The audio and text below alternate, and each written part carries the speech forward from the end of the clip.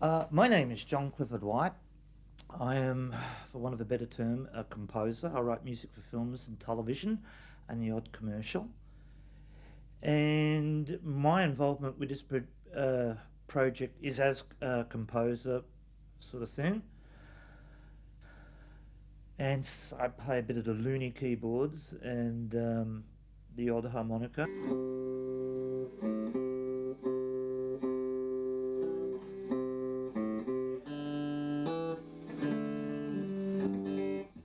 Hi, my name's Nick Barker. I'm the guitarist of late come bass player, and I've played a variety of child's instruments too. In Nana's Bag, I got involved in Nana's Bag when John asked me to come in and try out singing the theme for Quads, the opening theme, and then I think the guys who were playing on it had to go and do something interesting, like play with John Farnham or something, and so I got the gig by proxy almost. So yeah, I was pretty lucky. It's good. Well, my name's Craig Whitelock, and I'm the supposed to be the timekeeper of the band, but that doesn't really happen often in this band. The more out of time we are, the better. How I got the job was actually a bit of luck, actually. The drummer who was doing it went away on tour, and I got to do a couple of sessions, and it sort of really gelled, so that's what they told me anyway. So, yeah, I ended up just staying with it and love it to bits. It's the best. I've done heaps of recording before with different bands, but it's really good to be able to get really creative with it. I'd just like to point out for the record, this is not my bass. I'm Greg Thomas. I play bass in Nana's Bag up until the last two episodes when I set fire to my hand, and I got here because I got a phone call. My name's James Black, and I play the guitar and the sort of noisy bits, and I also play the keyboards sort of when they get a bit difficult for John to play because he's a bit limited with what he does with his fingers. Or what? Can't a bloke have a cold? Yeah, that'll do. I'm the man behind Nana's Bag. I've made Nana's Bag what they are today, effectively. I'd prefer if they didn't see this bit, but it's true, and anyone else other than Nana's Bag will tell you that. Other than that, is there anything else you need to know? I mean, I am Nana's Bag. And I own the name, by the way.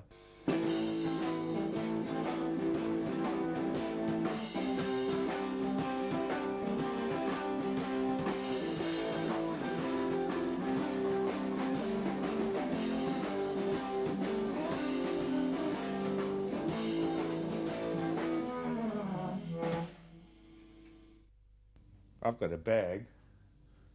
Get the bag, Craig. Yeah.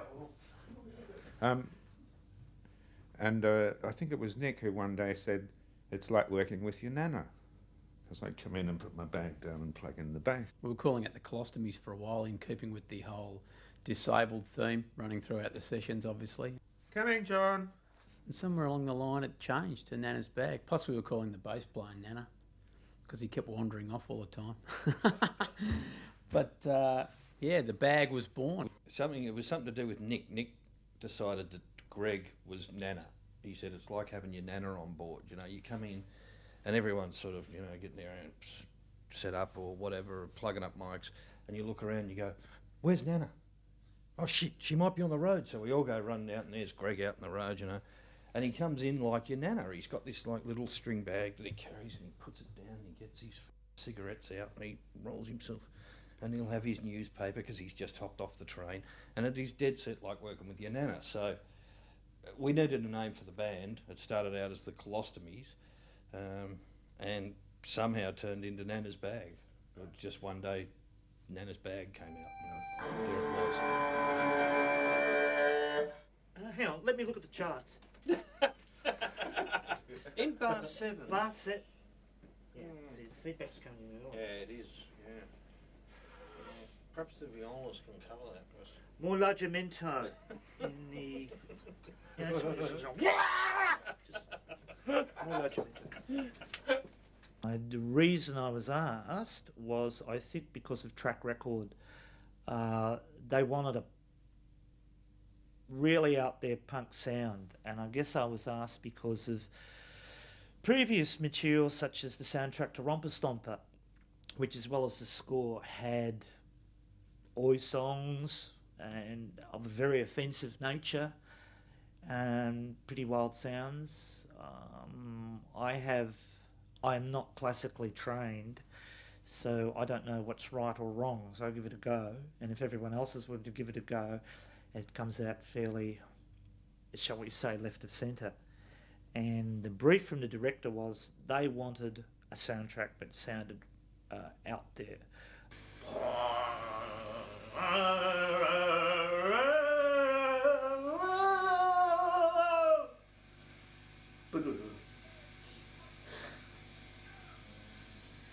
Alright, so obviously it goes with the shadow and then goes. Builds.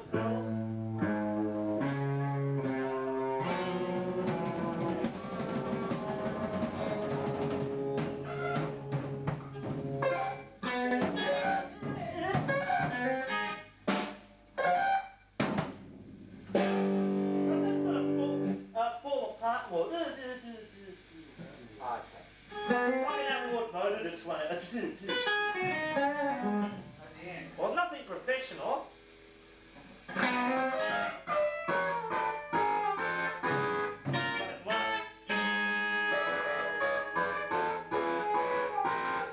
All right, let's not over rehearse. I think we should go for it. 6:41, please.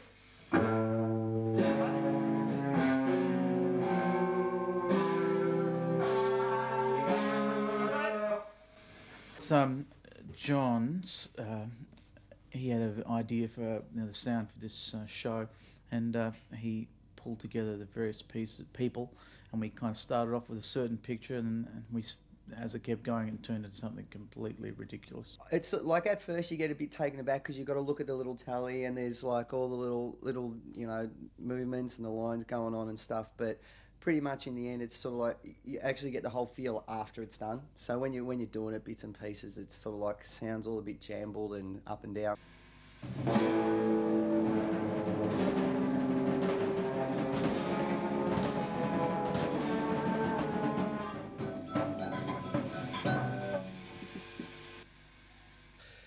I submitted a theme which was mid-70s, late 70s punk style in the idiom of the Sex Pistols.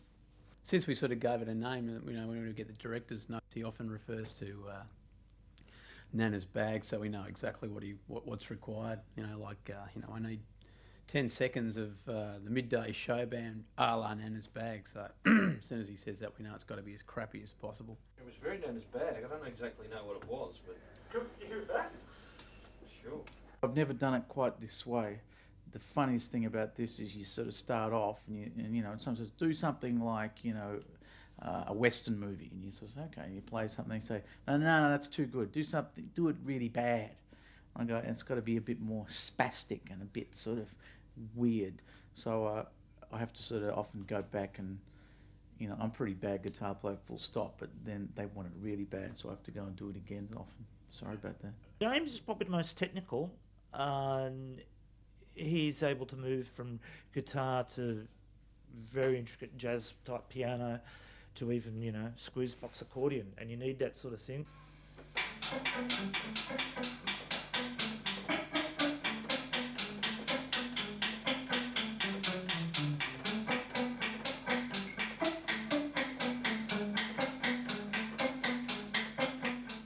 The recurring story is they get annoyed with me because I say I want to do something again, and that's because I'm used to making records where everyone's, the pressure is to get it right, whereas here, the same pressure is to get it right, but what is right is what is normally wrong, and I find that a little hard to adjust to, so I kind of go, oh, that was okay, but I could do that better. They go, no, just leave it alone.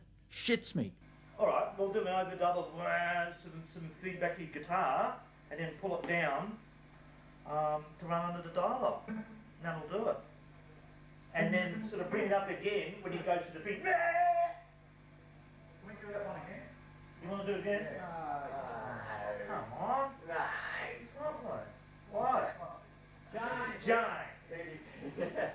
Spoke at length with the producers, and they played me some of this stuff. I said, "Oh, you want it to sound like they've all been sniffing petrol all day?" "Yeah, that's it." Like total rubbish. "Yeah, that's it." So when we came back in the next week to re-record Ep 1, no charts, no keys, no chord structure, nothing. We just did it, and they loved it, and that was the formula, and that's what stayed since. My history lies sort of, live work, playing in pubs and doing the whole sort of singer-songwriter thing. So for me, it's been a bit of a godsend, really. I mean, it's fantastic. You come to work during the day and get to drink as much beer as you like and get paid for it. And I mean, it's sort of rough as we've made it. I mean, my playing's improved out of sight doing this. It was just a matter of putting guys together. I mean, we didn't necessarily know who we wanted to use. And it was just getting a bunch of guys together. More that got on, it's more getting people that get on well. Sometimes we do like 6-7 hours shifts and stuff, and it can get pretty hard, but in the end, when you finished it, you feel really good about it, and you just, feel like you've done some good work for a change, and not, the typical band thing where everyone's just rolling up and they're all blind from the night before or staying up, well, even though some of us have a couple of times. But it puts a more sort of professional role in, because you don't have to be too stagnant. You can actually, just be creative and push it all along. And I think if anyone's really down or not everyone's 100%, by the time we finish, it sort of lifts everyone back up. So say if, Greg's a bit funny or I'm a bit down or whatever, by the time we finish the night, we're all sort of vibed and, go down the pub afterwards and have a chat about what we did. Monday I'm tired because I work on the weekend and, I play gigs and stuff or work in the studio. And Monday's normally my day off, so I find it a bit grueling having to get up, get to my kids to school and come down here and play really loud, noisy, shitty music first thing in the morning. That's quite hard.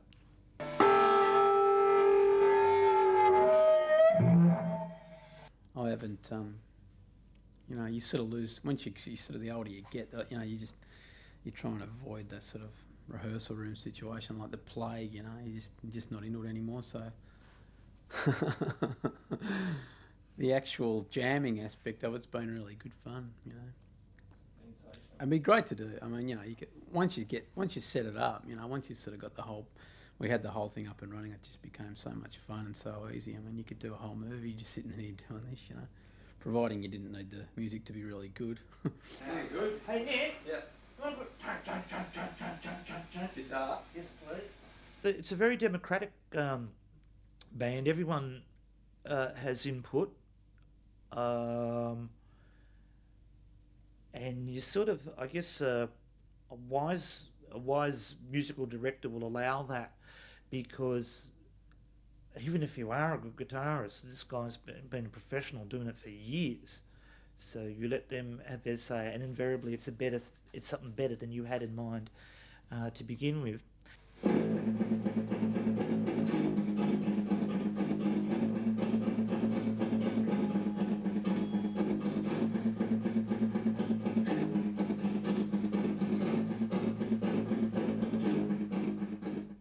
It breaks the boredom.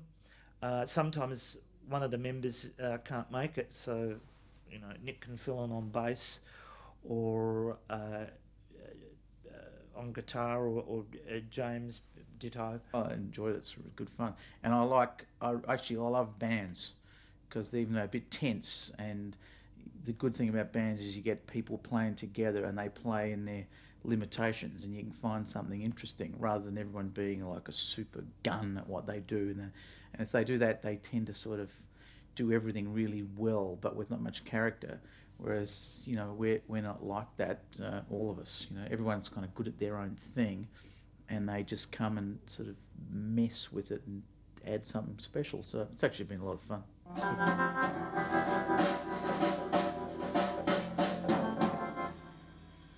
Now the process. Would you care to explain the process? Oh, don't.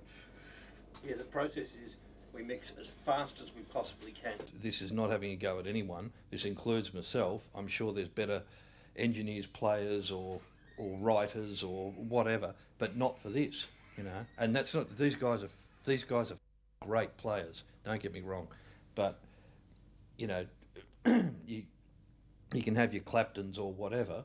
That's all very nice, but it just wouldn't work. I mean, you've got to have guys that get on well together, and that, you know, that to take it for what it is, and you know, do a great job with it that they have. You can't be too sensitive in this band because I'm a bit of a sensitive guy, and if you're too sensitive, you end up just getting whipped all the time. You know, you got the little comments from Scotty in the room, and you got the serious members, and everyone's trying to get it together and stuff. But in the end, it works out so well. Me walking into one of these glass panels wasn't funny for me, but it seemed to be for everyone else.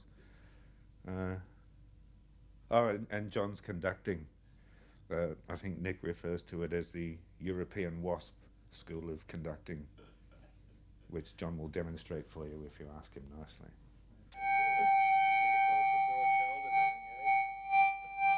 Play it, Scott, play it. What do they like, Hayden? What do they like? What would they like, Hayden? Oh, great. Good man. No indecision.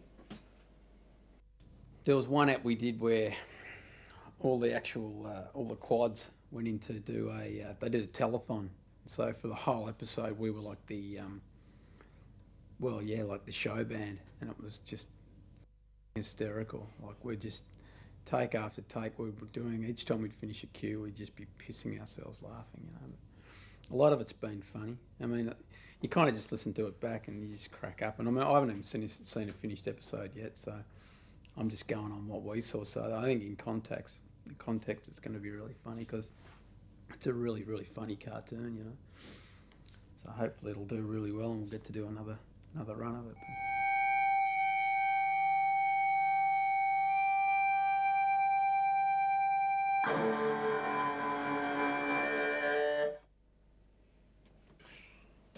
That was beautiful. That is mixing. That is what I was put on this earth for. In years to come, that will be. We were offered a stint at Abbey Road. I said, no, forget it. This is where it's happening, baby.